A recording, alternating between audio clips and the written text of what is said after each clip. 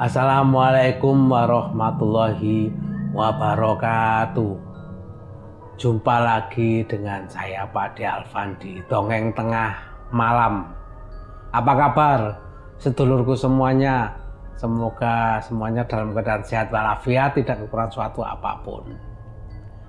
Sebelumnya saya mohon maaf karena belakangan ini karena kesibukan dan sebagainya sampai saya nggak sempat untuk membuat rekaman cerita-cerita, dan juga ada beberapa cerita kiriman yang belum saya sampaikan ya. Nanti insya Allah secepatnya nanti bisa dimasukkan untuk cerita dari kiriman terakhir dari saudara semuanya.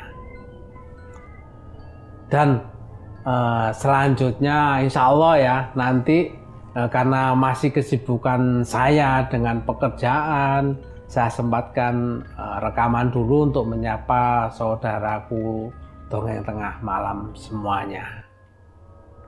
Dan untuk nanti Dongeng Tengah Malam, karena kebetulan ini kan ada tim juga ya, untuk mengisi kekosongan ini nanti akan diisi dari tim Dongeng Tengah Malam untuk cerita-cerita ya seperti versi Dongeng Tengah Malam sebelumnya. Insya Allah nanti juga menceritakan cerita-cerita zaman dahulu, mungkin tahun 70-an, tahun 80-an, nggak beda jauh ya, cuma yang membawakan sementara mungkin beda, bukan saya, tapi saya juga nanti ngisi beberapa kali di Dongeng Tengah Malam ini.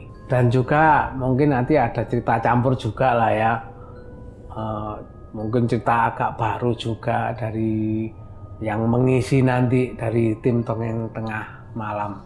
Dan untuk mumpung kita ketemu ya, mumpung saya bisa rekaman di Dongeng Tengah Malam ini, kebetulan saya juga ingin membawakan cerita yang lagi banyak sekarang ini dibicarakan ya. Karena pandemi dan sebagainya banyak meninggal. Bahkan di tempat saya satu hari itu kemarin sempat satu hari 4-5 orang yang meninggal karena ya pandemi sekarang inilah, penyakit yang sekarang ini ada di masyarakat. Dan di zaman kecil saya dulu ini kebetulan saya ingat juga cerita masa lalu dulu. Kejadian ini waktu itu saya masih kecil, saya tahun 70-an lah ya, nggak tahu 70 berapa, saya juga lupa ingat. Dan ini kebetulan diceritakan sama temen yang kebetulan pakliknya temen ini pernah mengalami di masa kalau sekarang ini lagi rame-ramenya istilah lampor. Kalau zaman dulu itu istilahnya bukan lampor, istilahnya itu orang menyebut pagebluk. Ya kayak sekarang ini banyak orang meninggal, bahkan sakitnya siang malamnya meninggal, atau malamnya sakit paginya meninggal. Dan itu biasanya berurutan, nggak tahu kenapa tiap kali ada orang yang meninggal dalam satu desa ya, kan satu pemakaman lah, satu desa kan punya ada satu tempat pemakaman. Di satu tempat pemakaman itu dalam sebelum mencapai 3 atau bahkan lebih ya sampai 5 kali baru berhenti orang meninggal itu. Nggak tahu kenapa kok bisa berurutan, nggak tahu jarak 1 hari, bahkan pagi ada, malam ada, sampai berurutan 3 kali atau bahkan lebih baru berhenti. Dan itu kayaknya sama yang terjadi belakangan ini di semua wilayah Indonesia ya, khususnya di tempat saya tinggal ini di Jawa Timur. Jadi ini ada satu cerita dari teman yang menceritakan yang kebetulan Pak Liknya itu mengalami kejadian tersebut. Jadi ceritanya ini di tetangga desa yang agak jauh ya. Jadi bukan tetangga desa, di tempat di kecamatan yang sama. Kejadiannya itu waktu itu memang lagi musim pagebluk. Banyak dari masyarakat desa yang meninggal. Pagi ada yang meninggal, malam ada yang meninggal. Seperti tadi saya ceritakan, sakit pagi bisa meninggal malam dan seterusnya.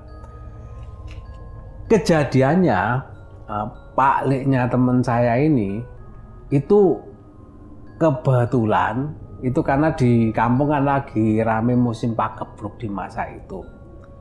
Kebetulan Pak Leknya teman saya itu mendapat giliran jaga, kan ada jaga malam. Jadi kalau zaman dulu di masa kecil saya itu biasanya ada petugas jaga malam, itu rutin. Dan itu petugas jaga malam itu memang salah satu petugas, misalnya Hansip ya sekarang ini, itu ada satu petugas yang jaga. Biasanya jaganya itu di tempatnya kepala desa. Selain Hansip, biasa ditemani dari masyarakat, mungkin ada 2 atau 3 dari penduduk desa untuk menemani, untuk keliling kampung, keliling desa. Jadi menjaga keamanan kampung, jangan sampai ada terjadi hal yang tidak diinginkan. Nah, pada masa itu, tepatnya ya di musim pagebluk ini. Jadi Pak Lek saya ini dapat giliran, maksudnya Pak Leknya teman saya ini mendapat giliran jaga. Sampai malam, itu jaganya kan mulai jam 7 habis sisa. Karena memang di desa habis sisa itu ya seperti saya ceritakan sebelumnya, kan belum ada listrik, belum ada penerangan. Jadi penerangan itu hanya memakai obor, oncor istilahnya waktu saya kecil itu. Atau kalau yang mungkin agak menengah ya, itu bawa lampu senter. Tapi waktu itu ya jarang lampu senter. Kebanyakan mereka yang bawa obor itu untuk keliling desa itu. Jam 7 mulai berjaga sampai lebih kurang jam 10 itu enggak tahu sebab apa, katanya sih sakit perut. Pak Leknya teman saya ini izin sama yang lain itu bahwa perutnya merasa sakit, izin untuk pulang. Karena melihat kasihan, memang kelihatan kesakitan perutnya, tidak tahu mau BAB atau apa, akhirnya diizinkanlah Pak Leknya teman saya ini, diizinkan pulang. Dan pada waktu pulang, ini kan sakit perut ya, jadi beliau ini tergesa-gesa pulang secepatnya supaya bisa sampai di rumah. Lah, pada waktu pas mau sampai di rumahnya, itu masih di depan rumah tetangganya. Jadi pada waktu dia jalan sampai tergopoh-gopoh itu, Pak Leknya sebut aja namanya Pak Lek Kardi ya. Pak Lek Kardi ini begitu tergesa-gesanya sampai kan nggak merhatikan jalan ya. Jualan cepet-cepet gini, pas di depan rumah tetangganya, Pak Lek Kardi ini nggak tahu kenapa kok pingin melihat ke arah rumah tetangganya tadi. Begitu menoleh ke arah rumah tetangganya tadi, Pak Lek Kardi melihat sekelebat bayangan. Pada waktu itu Pak Lek Kardi kan juga tugas ronda ya, walaupun sakit gitu, dia kan curiga. Ada apa ini, kok ada sekelebat bayangan. Jadi begitu melihat ada sekelebat bayangan ini, otomatis Pak Lek Kardi ini kan memelankan jalannya. Habis jalan cepat ini langsung pelan-pelan memperhatikan. Lah pada waktu memperhatikan sekelebat bayangan itu, Pak Lek Kardi kan sambil menunduk-nunduk sambil memperhatikan apa bayangannya itu. Pencuri kah atau apakah? Sampai Pak Lek Kardi ini berhenti untuk memperhatikan itu. Kan memang suasananya kan gelap ya. Suasananya gelap, jadi pandangan itu kan samar-samar. Lah pada waktu Pak Lek Kardi fokus melihat ke arah bayangan itu, Pak Lek Kardi itu melihat kalau itu sosok manusia, itu kan jalannya itu mesti kan lihat langkah gini kan, orang jalannya kelihatan langkahnya. Lah Pak Lek Kardi itu melihat ini ada bayangan manusia, tapi kok gak kelihatan langkahnya ya. Jadi bayangan yang dilihat Pak Lek Kardi ini seperti ngambang gini loh. Bentuknya memang seperti manusia, mirip seperti manusia, besar-besarnya juga seperti manusia. Tetapi yang dilihat Pak Lek Kardi ada satu keanehan. Bayangan yang dilihat ini itu bentuknya seperti membungkuk gini. Membungkuk dengan seperti ada buntutnya besar di bokongnya ini. Pak Lekati kan penasaran juga. Loh, ini kalau memang manusia nggak kelihatan langkahnya seperti terbang. Tapi anehnya bentuknya ini kok seperti ada buntutnya yang besar. Otomatis saking penasarannya Pak Lekati kan memperhatikan terus. Lah, yang membuat sebenarnya Pak Lekati sih waktu itu nggak punya pikiran takut atau apa, nggak ada. Pak Lekati memperhatikan itu, begitu melihat dengan jelas sosok itu, Pak Lekati inilah ketakutan katanya yang paling dirasakan takut sama Pak Lekati. Karena apa? Pada waktu Pak Lekati memperhatikan sosok itu, nggak tahu kenapa sosok itu tiba-tiba menoleh ke arah Pak Lekati. Tapi yang jelas kan jaraknya agak jauh ya. Kalau rumah zaman dulu kan mesti latar atau apa ya istilahnya ya. Dari jalan ke rumah itu kan mesti ada jaraknya yang agak lumayan jauh. Bahkan sampai ada 5 meter sampai 10 meter. Tapi di rumah tetangga jaraknya kira-kira 5 meter lah dari jalan itu. Sosok itu sempat menoleh Pak Lekati. Tapi kan karena gelap kan, Pak Lekati juga nggak bisa melihat bayangannya secara jelas wajahnya kayak apa. Cuma yang dilihat Pak Lekati waktu itu katanya, matanya, yang kelihatan tuh matanya itu bersinar. Jadi matanya seperti mata merah gitu loh. Karena jaraknya nggak deket ya, Pak Lekati sempat terpaku melihat dua mata merah menghadap ke arahnya. Dan yang bikin lebih takut lagi, yang dilihat Pak Lekati waktu itu adalah sosok itu sambil melayang gini. Tahu apa yang bikin takut? Sosok itu menembus rumah tetangganya Pak Lekati itu sampai Pak Lekati gak bisa melihat. Begitu melihat sosok itu tembus ke dalam rumah, otomatis Pak Lekati kan langsung kaget tuh. Rasa takutnya langsung muncul gitu. Mana mungkin manusia bisa menembus rumah masuk ke dalam tanpa membuka pintu, bahkan jalannya itu melayang. Bayangkan ketakutan Pak Lekati pada masa itu. Begitu melihat itu Pak Lekati langsung langsung lari ke rumahnya, kan kebetulan tetangga kan deket ya. Langsung lari ke rumahnya terburu-buru, ngeduk-geduk pintu rumahnya sampai istrinya juga kaget. Padahal Pak Lekati kan sudah bawa kunci. Nggak tahu mungkin saking paniknya atau gimana sampai Pak Lekati itu nggak bisa buka pintu, gedor-gedor istrinya supaya dibukakan. Sampai dibukakan istrinya, Pak Lekati kelihatan panik gitu, istrinya sempat bingung gitu loh. Tapi Pak Lekati nggak berani, mau menceritakan istrinya itu nggak berani. Bahkan sakit perutnya pun Pak Lekati sampai lupa. Dan Pak Lekati langsung tidur sampai minta tidur, pokoknya nggak mau cerita lah, saking paniknya, saking takutnya Pak langsung tidur di kamar sambil ditemani istrinya. Esok paginya, percaya nggak percaya, nggak tahu mungkin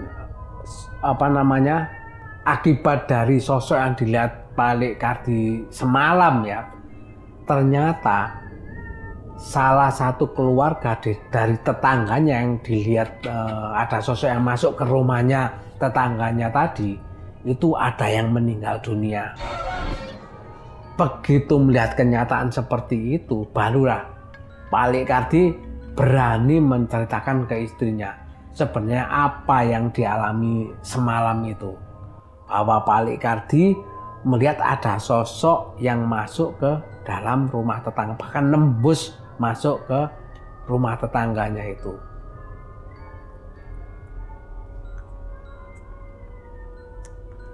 Dan semenjak itu, makanya di zaman waktu saya kecil dulu, kalau ada istilah pagebluk atau lagi musim banyak penyakit orang meninggal, ya nggak tahu ini berawal dari cerita Pak Lekati atau bukan ya.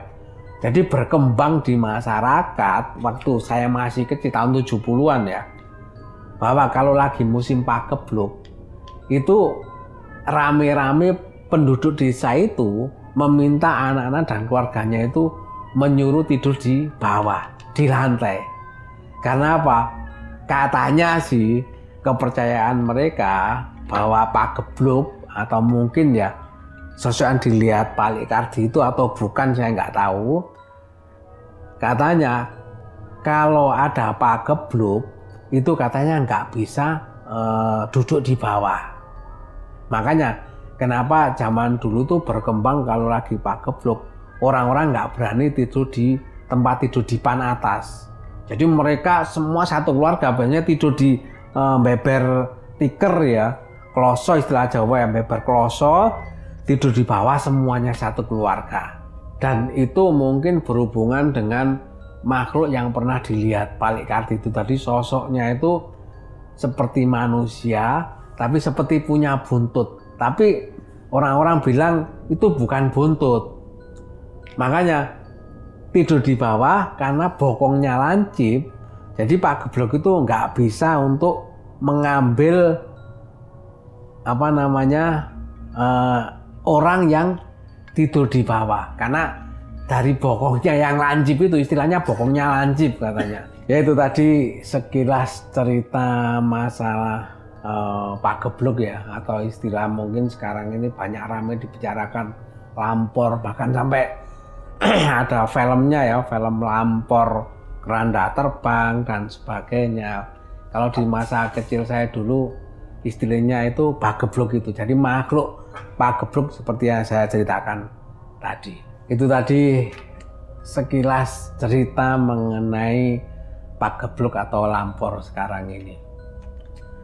Dan untuk selanjutnya mungkin pembawa acaranya dari tim Dongeng Tengah Malam ya, jangan lupa tetap selalu mendengarkan cerita-cerita dari Dongeng Tengah Malam. Walaupun nanti sekali-sekali mungkin Pak D juga akan mengisi dari Dongeng Tengah Malam sampai nanti Pak D kesibukannya mungkin, atau Pak D mungkin pensiun ya, insya Allah akan eksis lagi di Dongeng Tengah Malam ini. Demikian, tetap jangan lupa Dongeng Tengah Malam, saksikan Dongeng Tengah Malam. Jangan lupa like-nya, jangan lupa subscribe yang belum subscribe. Baiklah, itu saja untuk kali ini. Saya sampaikan terima kasih dan saya akhiri. Wassalamualaikum warahmatullahi wabarakatuh.